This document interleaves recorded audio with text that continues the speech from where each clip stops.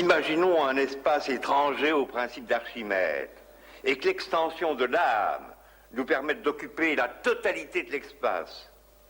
Que se passe-t-il dans d'autres galaxies? Est-ce que notre âme extensible peut le refléter?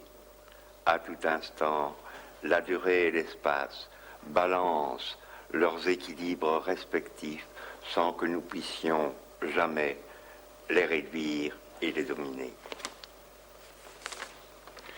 Si dans ce monde nous nous déplaçons, les objets d'autres galaxies vont grandir vers les limites de notre monde pour y disparaître. Toutes les totalités sont incomplètes parce qu'elles provoquent d'autres totalités. L'univers est sans cesse réduit et sans cesse extensible. Que se passe-t-il? Que se passe-t-il?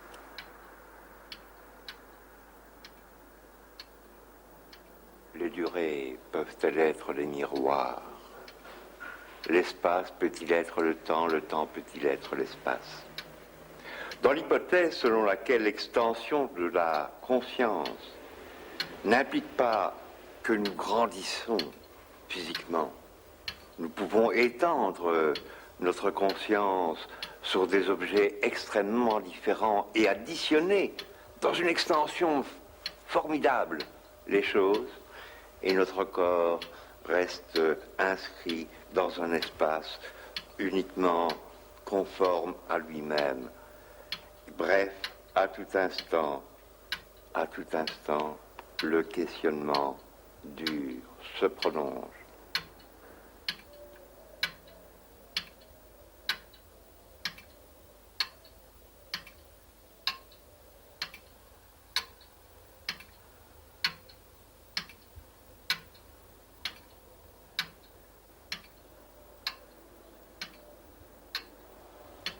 Monsieur Taran. Monsieur Taran. Qu'est-ce qu'il y a?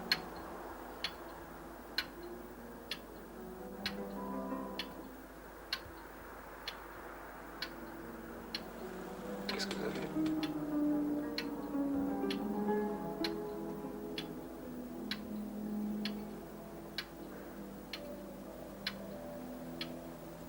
Monsieur Taran. Monsieur le professeur.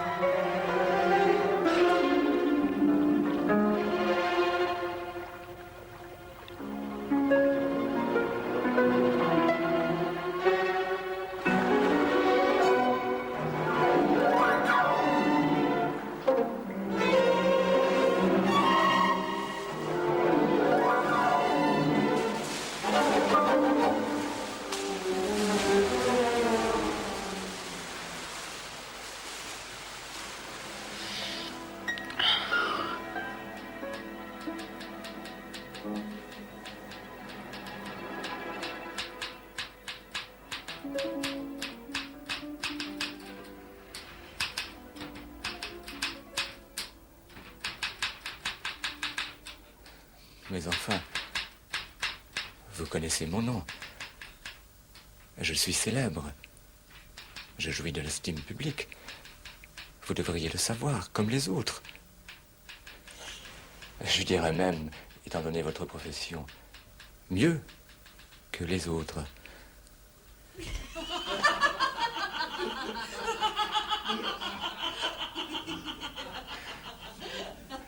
Vous vous rendez bien compte que l'accusation est absurde. Pourquoi aurais-je fait cela? La manière dont j'ai toujours vécu suffirait à prouver que je ne peux pas me laisser aller à un geste pareil. Et puis, monsieur, un peu de bon sens, je vous prie. Quel homme irait se mettre nu par ce froid? Je n'ai pas envie de tomber malade, de m'alité pour des semaines, peut-être. Comme tous les grands travailleurs, je suis assez avare de mon temps. Je vous l'apprends si vous ne le saviez pas. Réfléchissez donc. Peut-on se fier à des témoignages d'enfants? Ils disent tout ce qui leur passe par la tête. Pour se rendre intéressant, pour qu'on s'occupe d'eux, ils feraient n'importe quoi. Il faut connaître les enfants. Moi, je les connais.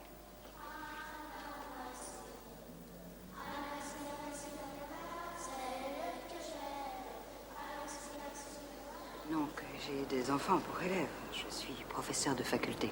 Mais je peux dire que j'aime tous les enfants. Mais de là à croire ce qu'ils disent. Je me promenais tranquillement au bord de l'eau, et puis tout à coup, je les ai vus.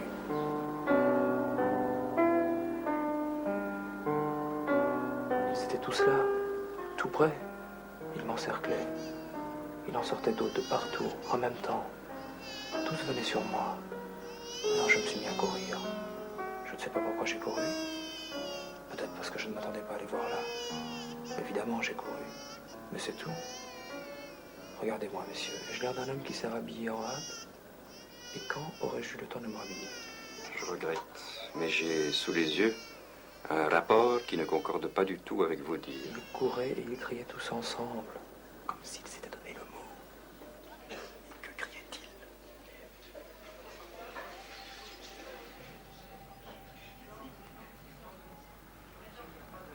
Mais voir quoi? Je n'ai rien fait de mal et je peux le prouver. Nous demandons qu'à nous laisser convaincre. Je suis le professeur Taran, un homme éminent. J'ai fait de nombreuses conférences à l'étranger dernièrement encore. On m'a invité en Belgique et j'ai remporté un succès sans précédent. Tous les jeunes gens s'arrachaient mes cours. On se battait pour avoir une feuille écrite de ma main. Je ne doute pas de votre succès, mais pour l'instant, ce n'est pas ce qui importe. Nous devons éclaircir votre affaire pour compléter le rapport. Le rapport? Quel rapport? Et si vous rédigez un rapport, vous risquez de me causer un grave préjudice, de compromettre ma carrière.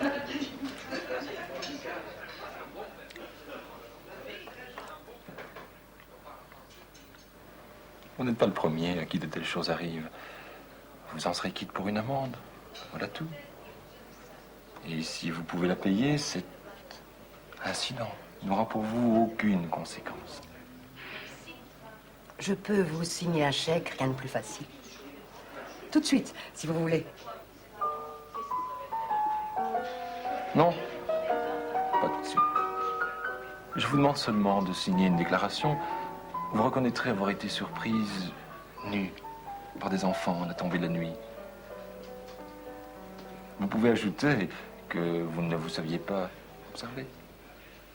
Je sais bien qu'on m'observe. Qu'on me fouille de regard. Que tout le monde a les yeux fixés sur moi.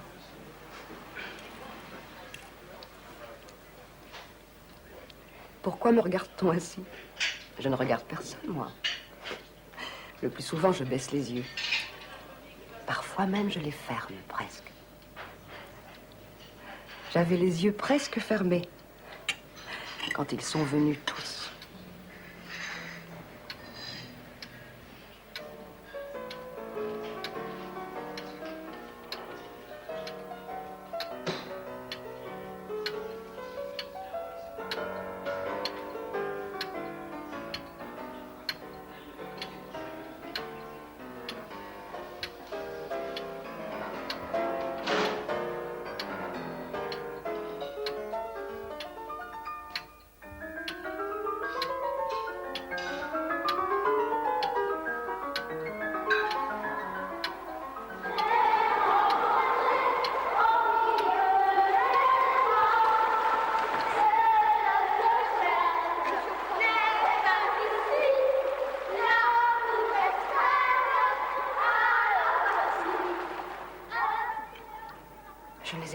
je n'en ai pas eu le temps. Pourquoi me demandez-vous cela? Je vous ai dit qui j'étais, cela devrait suffire. Je ne puis pas croire que vous n'ayez jamais entendu parler de moi. Je le regrette. C'est en effet très regrettable. Il vaut mieux savoir à qui on a affaire.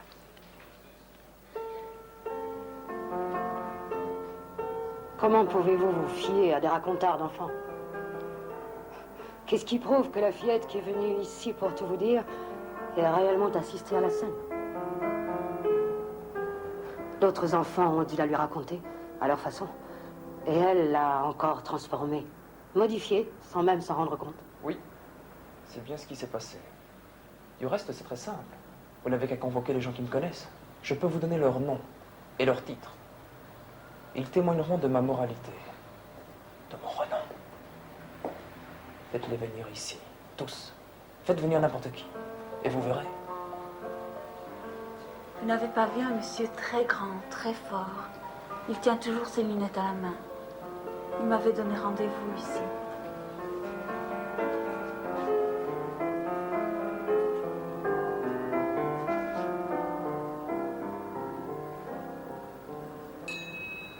Je pense que nous nous sommes déjà rencontrés, mademoiselle.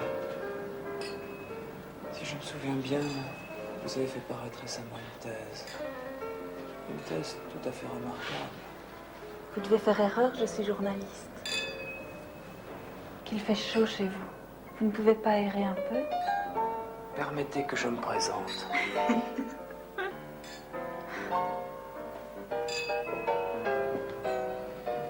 Décidément, les hommes manquent d'imagination. Quand ils veulent aborder une femme, ils l'ont toujours rencontrée quelque part. Je vous avais bien dit de vous méfier de lui. Comme je suis heureux de vous rencontrer, vous allez pouvoir me rendre service. Je ne vous connais pas, monsieur.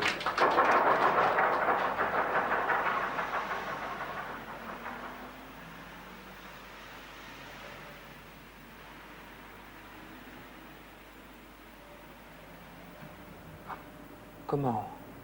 Je vous ai vu si souvent à mes cours. Nous ne suivons aucun cours. Nous avons passé l'âge des études.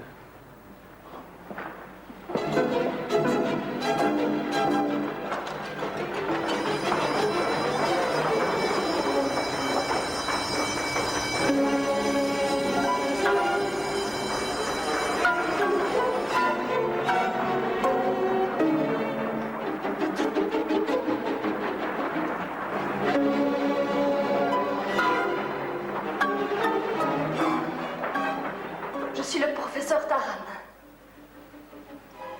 Taran? Taran. En tout cas, ma collaboration vous est acquise. Vous voyez bien que nous sommes occupés. Il est temps de prendre des mesures.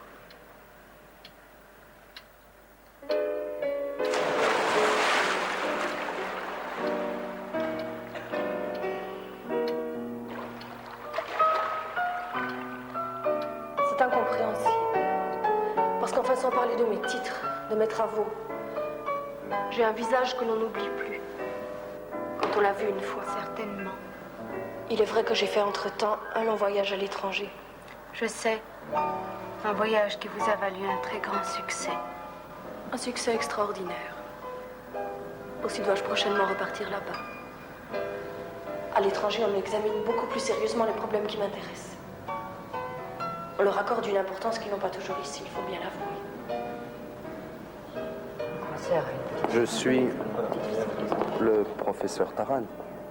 J'ai souvent remarqué que... Vous en serez qui pour une amende? Vous connaissez mes travaux. Un voyage qui vous a valu un très grand succès.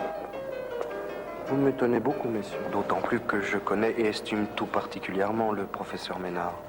Et que de son côté, il a pour moi la plus grande considération.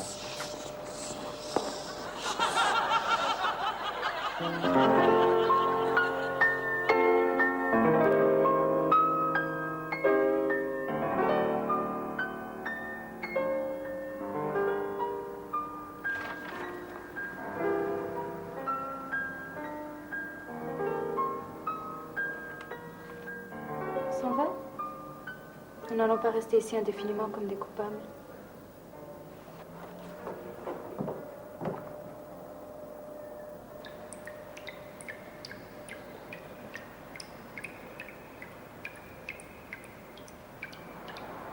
Excusez-moi. Je voudrais vous demander si vous n'avez pas vu l'inspecteur ou un de ses employés.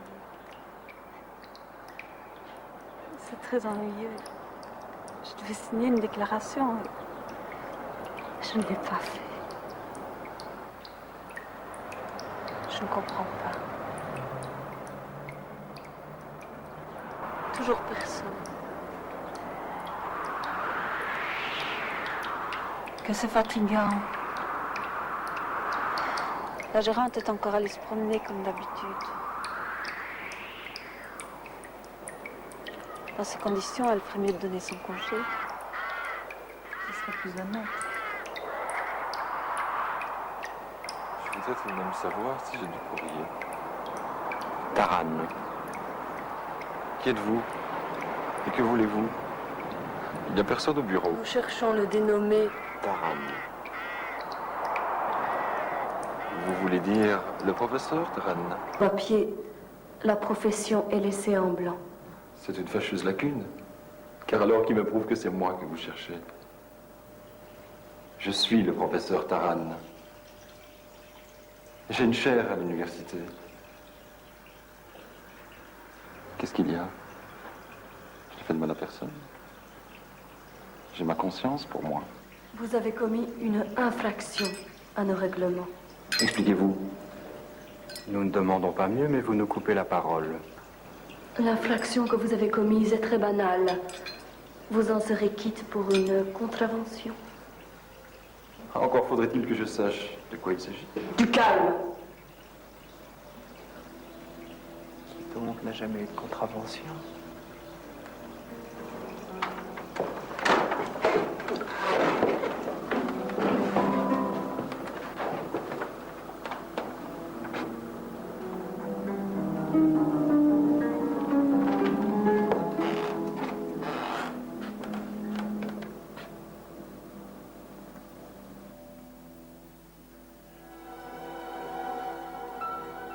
Ah, c'est ça.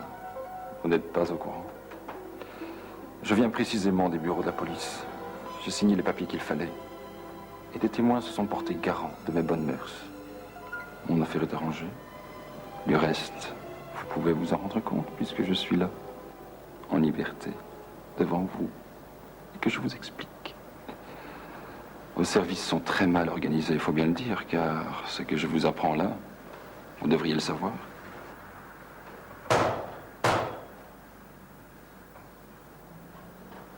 Vous vous trompez. Nous ne dépendons pas du bureau des districts. Et c'est au sujet d'un autre délit que nous sommes chargés de vous questionner. Encore une fois, expliquez-vous. Vous êtes accusé d'avoir laissé traîner des papiers dans la cabine de bain.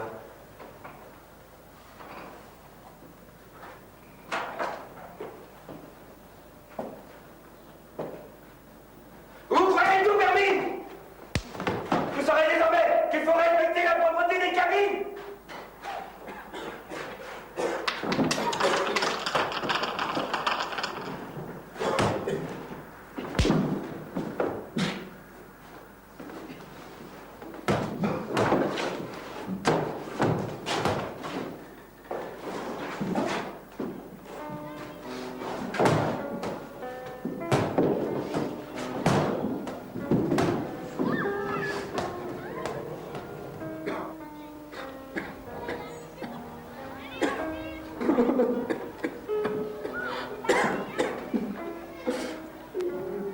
Je n'ai justement pas pris de cabine ni hier ni l'autre jour. Ce sont les seules fois où je me suis baigné ces temps-ci.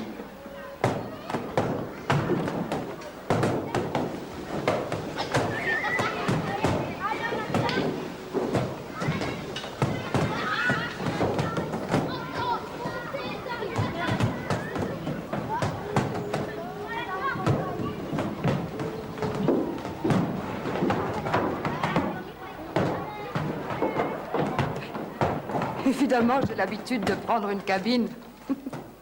Je déteste me déshabiller sur la plage où tout le monde peut me voir. Et toutes les précautions dont il faut s'entourer si l'on ne veut pas être en butte au regard indiscret, toutes ces précautions me fatiguent et me font perdre un temps que j'aime mieux employer à autre chose. de plus utile? C'est toute une histoire que de baisser sa jupe après avoir noué très vite son chemisier autour de sa ceinture. Il peut tomber, il faut faire très attention. Vous me direz qu'on peut toujours aller derrière les cabines de bain. Mais là, le sable ne se renouvelle jamais. Il est d'une telle saleté. On hésite à aller jusque-là. Ça va. Nous vous demandons seulement de faire la déclaration suivante. Je jure n'avoir pas occupé de cabine de bain à partir du temps et d'apposer votre signature. C'est pas difficile. Vous pouvez, si c'est exact, et si vous le désirez, ajouter après, à partir du temps, et cela parce que je n'avais pas d'argent. Oui. C'est vrai.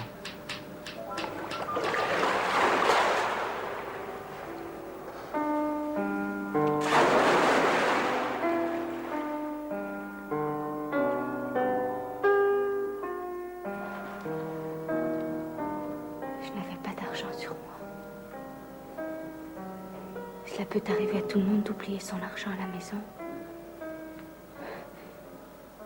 Certes, il peut paraître bizarre qu'un pareil fait se renouvelle à quelques jours d'intervalle.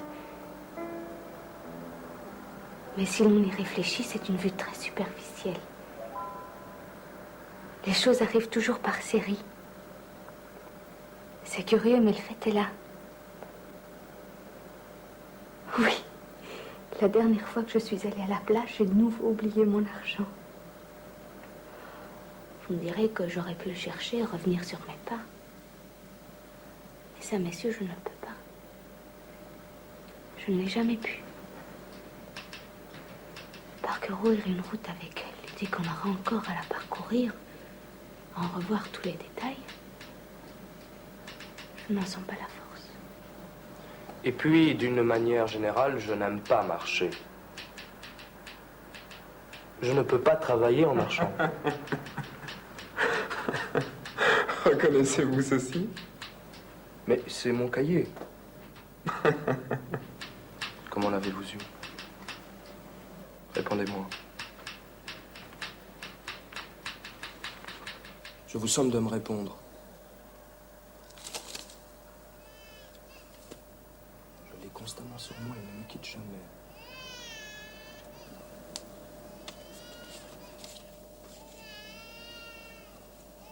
Je note toutes les idées qui me viennent au cours de la journée. Idées que je développe ensuite.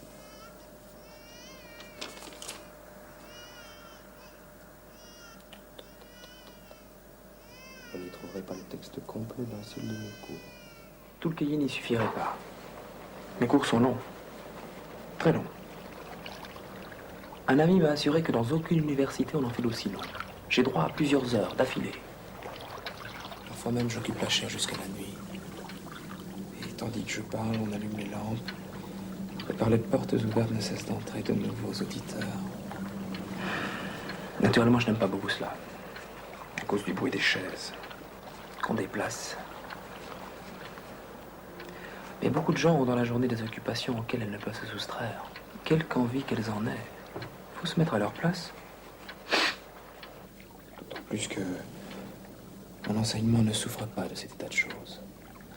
Mes cours sont subdivisés de telle façon qu'on peut très bien en suivre une partie sans avoir nécessairement entendu la précédente.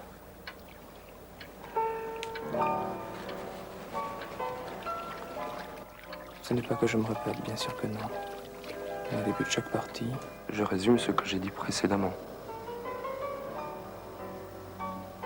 Et ce résumé, messieurs, loin d'être inutile, éclaire d'un jour nouveau la question que je traite. Il y a dans votre cahier plusieurs pages d'une écriture qui ne semble pas être la vôtre.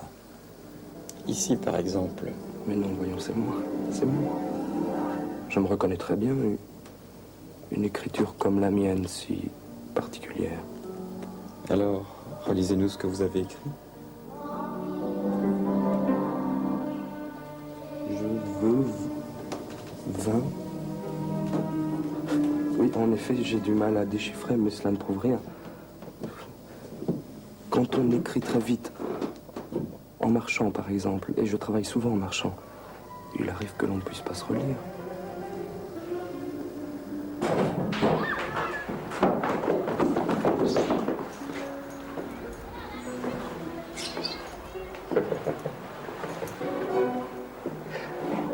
L'auteur d'un texte doit pouvoir compléter ce qu'il a de la peine à relire dans son propre texte. Que j'ai voulu prendre une autre écriture? Non, voyons pourquoi. Dans quel intérêt? Je ne sais pas, moi, pour changer un peu. Je vous en prie, rendez-le-moi.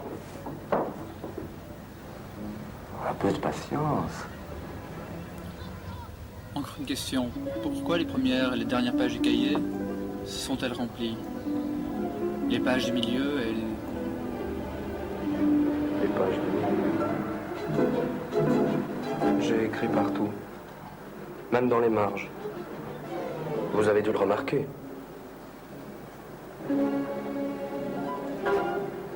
Tout est couvert par moi. Par moi, vous m'entendez?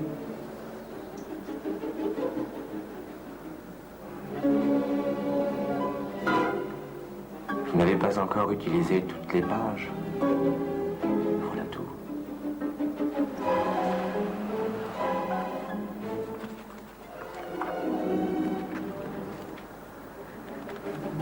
Oui, c'est vrai, il y a un trou.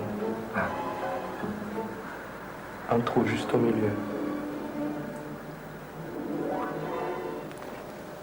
Non, ce n'est pas possible. Il y a longtemps que j'ai achevé de remplir ce cahier. C'est un très vieux cahier que j'ai pris pour le relire, pour y chercher quelques renseignements dont j'avais besoin. Je me souviens.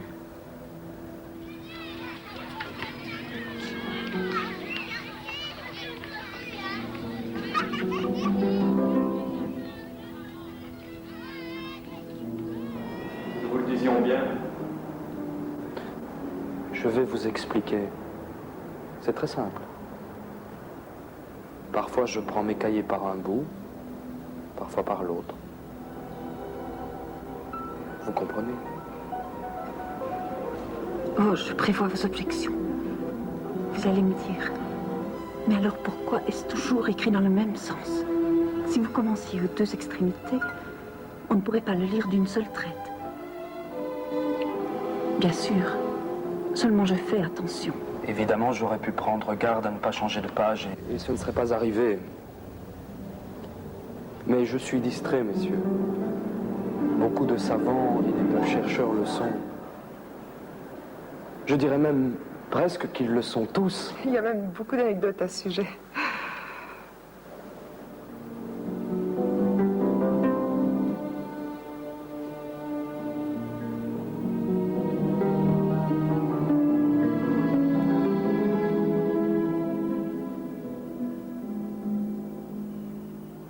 Attendez! Attendez! Mais attendez, j'ai pas signé ma déclaration!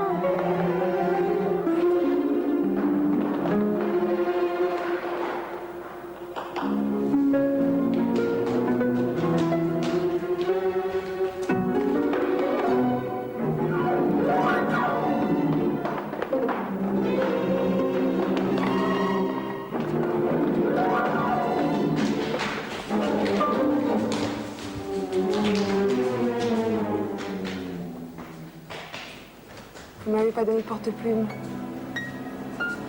J'en avais pas sur moi. Oh, je l'ai laissé en haut. Je ne pouvais pas aller le chercher. Je sais pas pourquoi ma clé n'est pas au tableau et la concierge est sortie comme toujours. Vous m'entendez, messieurs?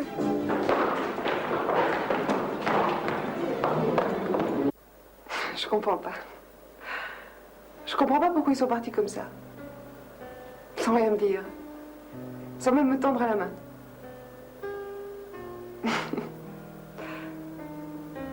Et le vent? Et Liliane? Je trouve tout à fait normal de déranger une femme qui travaille. Qui a besoin d'un peu de paix pour mettre de l'ordre dans son travail.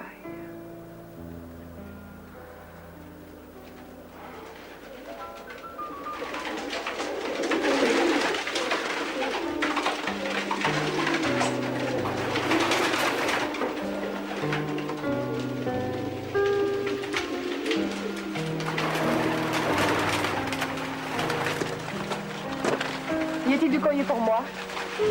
Y a-t-il du courrier pour moi? Y a-t-il du courrier pour moi? Non, madame le professeur. Seulement ceci, qu'on m'a demandé de remettre sans tarder à madame le professeur.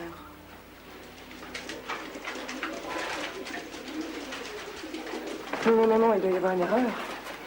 C'est certainement pas à moi que ça s'adresse. Pourtant, le professeur Taran, c'est bien moi. Moi? Il n'y a pas de doute. Madame? Vous m'avez appelé, monsieur le professeur? Qui vous a apporté cette carte? Je l'ai trouvée sur le bureau en rentrant. On y avait joint un mot sur lequel il était écrit à remettre sans délai à monsieur le professeur Tahan, quoi. Je ne sais rien de plus.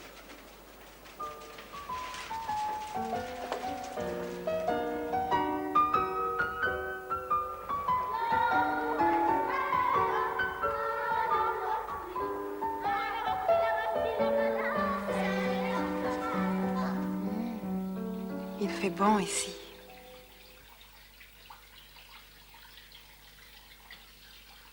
Jeanne, il m'arrive des choses extraordinaires. Extraordinaire? En es-tu sûr? À t'entendre, tout est toujours extraordinaire. Quel frère j'ai là? Écoute-moi bien.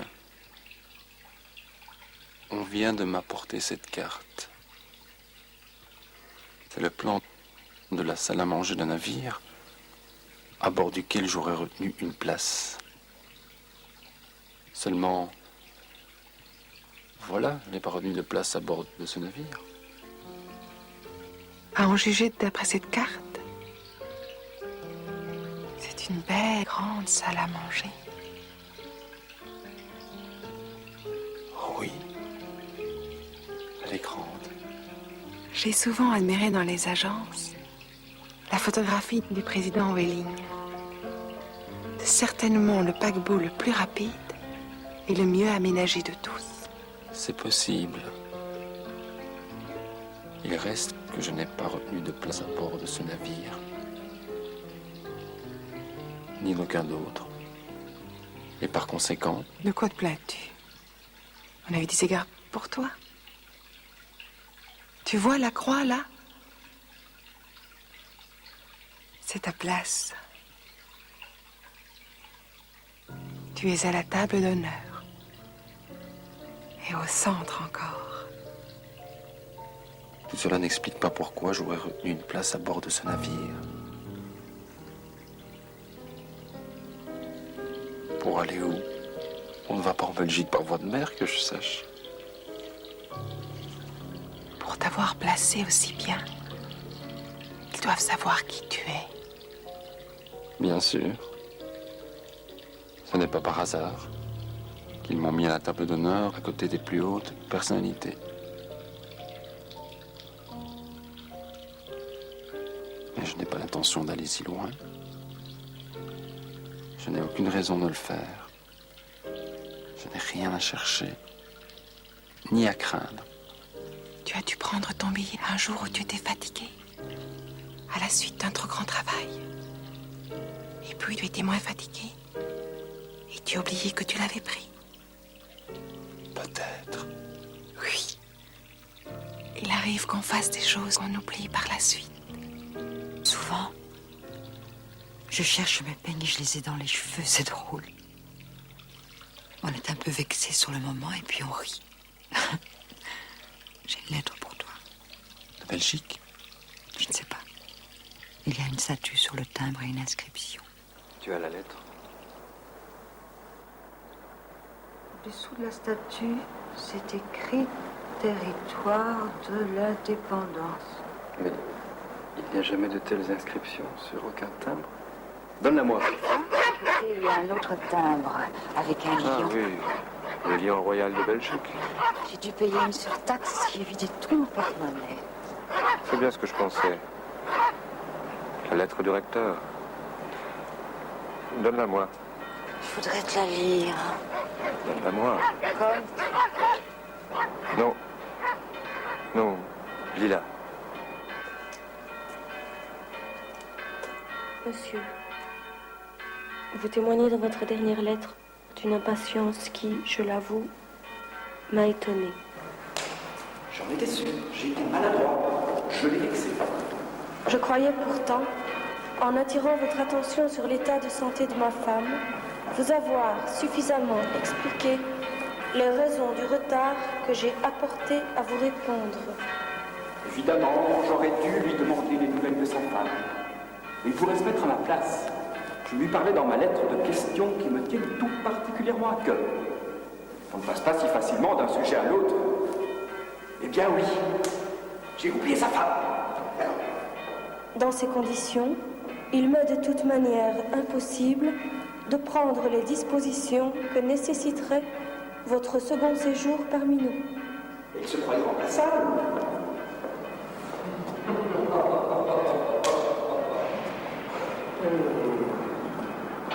Pour prendre des dispositions, d'autres seraient tout à fait qualifiés. D'autres ne demanderaient pas mieux que de me rendre service, de faire des démarches pour moi. Je dois aussi vous dire qu'à votre dernier voyage, j'ai appris avec surprise que vous aviez négligé de faire connaître à la direction les heures précises de vos cours, portant ainsi préjudice à vos collègues qui ont dû, au dernier moment, modifier leurs horaires. Mais il ne demandait pas mieux. J'ai également appris que vos causeries s'étaient prolongées au-delà des limites permises. Je ne pouvais pas faire autrement. On me dit enfin que l'attention de vos auditeurs se relâchait sensiblement, que certains allaient jusqu'à parler à voix haute, et que d'autres quittaient l'amphithéâtre avant même que vous ayez fini. Qui s'est permis de lui raconter de tels mensonges? Comment peut-il être si crédule? C'est absurde!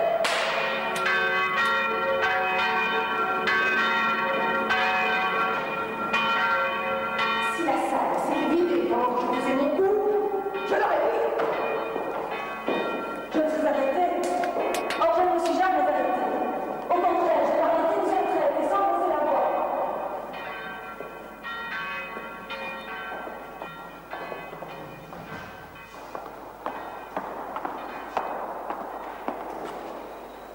Certes, il est arrivé que des étudiants partent avant la fin, mais c'est parce qu'ils avaient un train à prendre pour rentrer chez eux.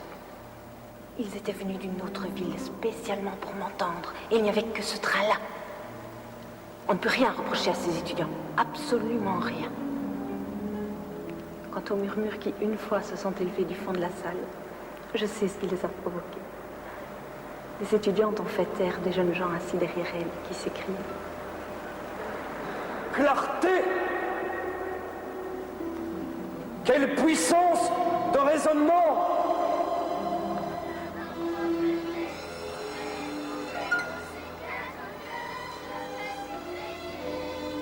Oh, moi je n'en veux pas à ces étudiantes. Elles prenaient consciencieusement des notes.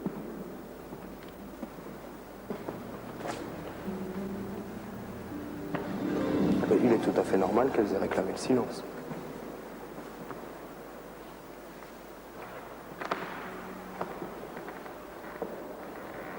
Tout cela n'aurait guère d'importance si l'intérêt même de vos cours ne pouvait être mis en question, ce qui n'est pas le cas.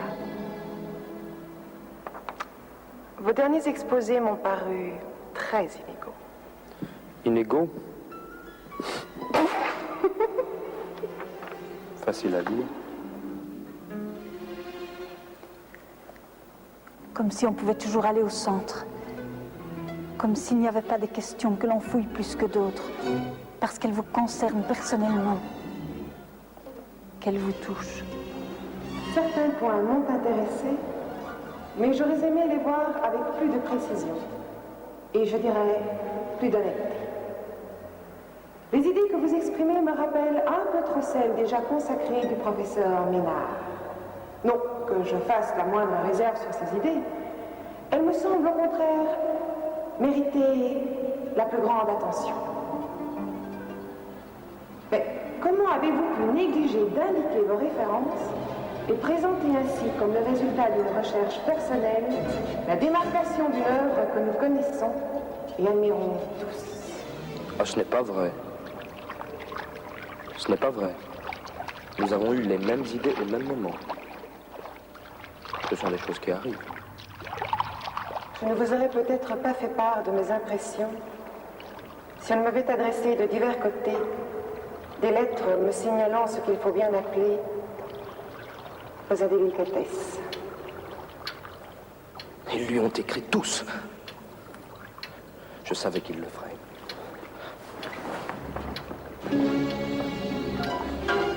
Je les ai bien observés. Tandis que je parlais, ils glapissaient tous. Il a volé les lunettes du professeur Ménard. Dommage qu'il soit plus petit que lui. Et je ne sais quelle baliverne.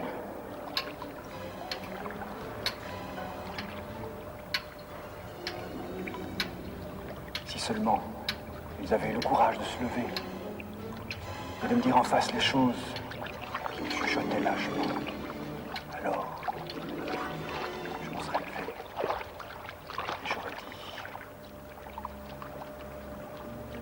messieurs, Il résulte de tout cela que je ne puis vous inviter à notre prochaine session. Croyez bien, monsieur, que je regrette d'avoir eu à modifier l'opinion que je m'étais faite de vous. Que je m'étais faite de vous. Adieu.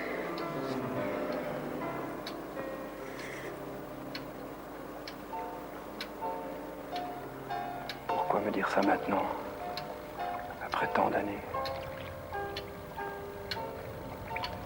Pourquoi ne me l'ont-ils pas déjà dit? Pourquoi ne me l'ont-ils pas dit tous? Puisque ça se voit, puisque ça saute aux yeux du premier coup.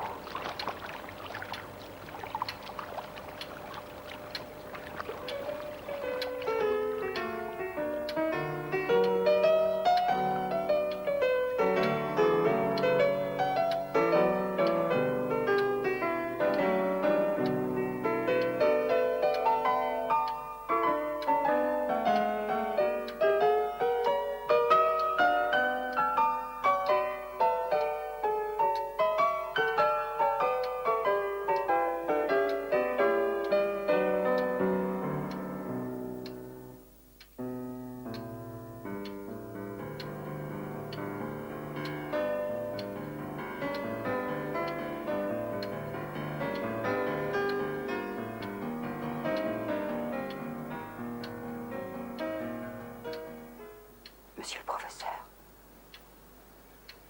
Monsieur le professeur. Monsieur le professeur. Bonjour, monsieur le professeur. Il est 7 heures. Il neige. Il neige.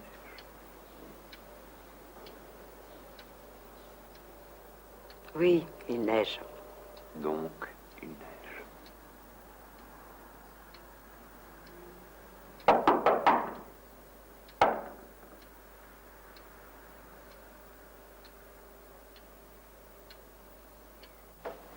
Vous allez rater votre train, monsieur le professeur. Qu'est-ce qu'il veut? Je ne comprends rien à ce qu'il raconte. Quoi? Non, non, non. Mais rien. Rien du tout. Non, c'est pas vrai. Oh, pas moi, quand même. Très bien, bien, bien, très bien. Non, trop facile. Un conditionnel de Gutmann? Mais je comprends rien. Il n'y a rien à comprendre. Oh. Ça ne signifie absolument rien. Et pourtant, je suis d'accord. Et d'accord.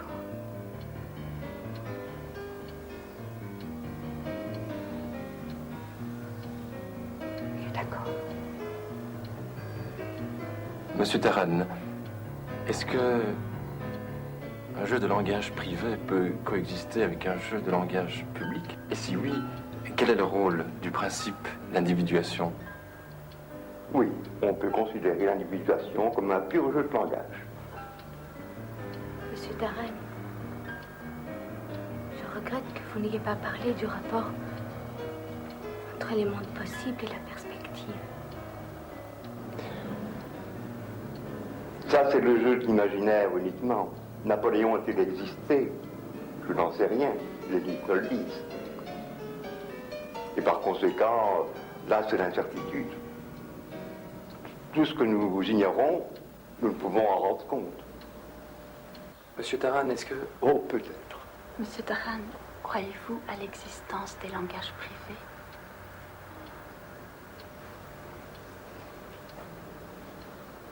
Votre question implique déjà la réponse. Vous êtes méchant, monsieur Taran.